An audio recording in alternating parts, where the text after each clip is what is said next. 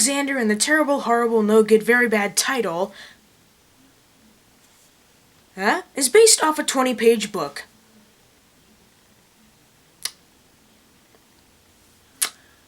Sure. This whole entire movie is basically the idea of this kid named Alexander who never has a good day. He's always down on his luck all the time, but the rest of his family, they couldn't even be more happier. I mean, his sister is playing Peter Pan, his brother is dating the hottest chick in high school, and it might become Duke and Duchess of the junior prom. They only clarified that near the end. Steve Carell might get a new job at a game designing place, and the mom might become the new vice president of a book publishing stuff. Everything's happy until one day Alexander, he gets fed up. On his birthday, midnight 01, he makes a sundae, puts in a candle and says, "Man, I wish everyone else in my family would know how it feels to have a terrible, horrible, no good, very bad day."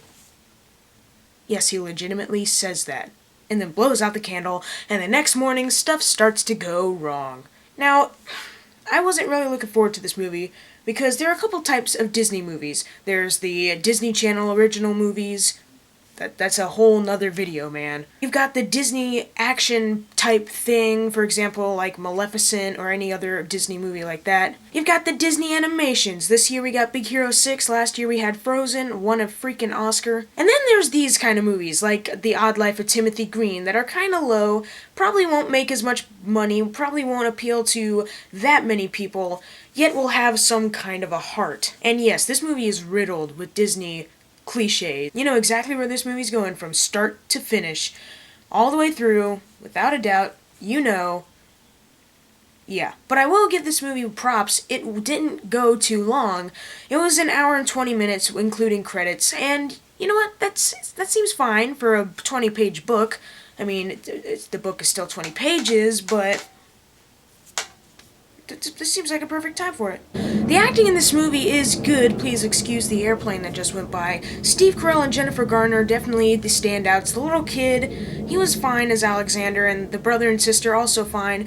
And Bella Thorne was obviously in this movie because she's Disney Channel and she's starting a new career. She was in Blended with Adam Sandler.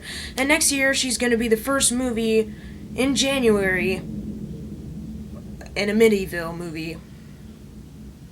First week of January. That always works out, right? We've never had any crap horror movies come out first week of January that kind of sucked.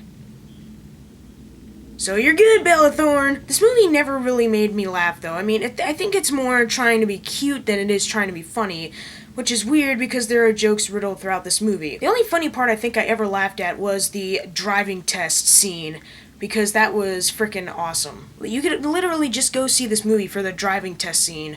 It's the best part, maybe. But one thing that surprised me, they did have like 2 adult jokes where it wasn't really aimed for kids. Kids probably won't understand it. There's a Australian cowboy scene that was supposed to be just Australian cowboys, but they might be the Magic Mike type. Keep your clothes on, okay. And the mom mentions a male body part and actually says what it is. That actually kind of shocked airplane! That actually kind of shocked me because I never would have expected that word to come out of a mom's mouth from a Disney movie. So some props. And Dick Van Dyke is in this movie for a small part. Thank goodness, because he was actually kind of good. So the whole point of this movie is just basically, you gotta feel good watching it. The jokes will not hit. If you're someone like me, they probably will not hit. It's more trying to be cute. The acting is good. The family has chemistry. And the plot is very predictable, however. And the movie just is trying to be so cute and adorable and fluffy and lovey and all that stuff.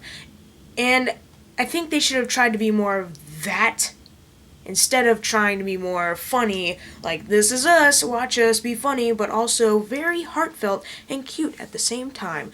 There's no real way that can really work unless you're able to make it work.